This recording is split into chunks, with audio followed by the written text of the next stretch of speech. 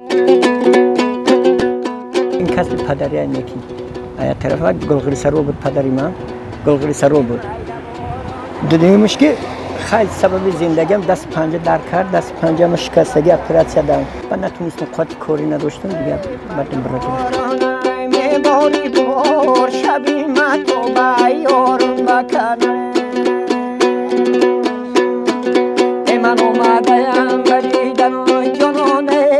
میده بورونای میباری بور برگ سفید شخص رو خونه ایمو ای کودکیم بوده که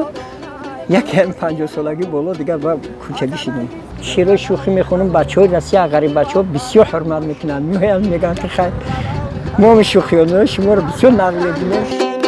یعنی دانا جنینسا موجنا مالدوی پلاوینا زلاتوی موجنا مالدوی پلاوینا زلاتوی وی ماما رسیه پایدو یزارا بود کپایدو وی ماما رسیه پایدو سترکی ماریا پایدو ماریا تا کایا سلاتا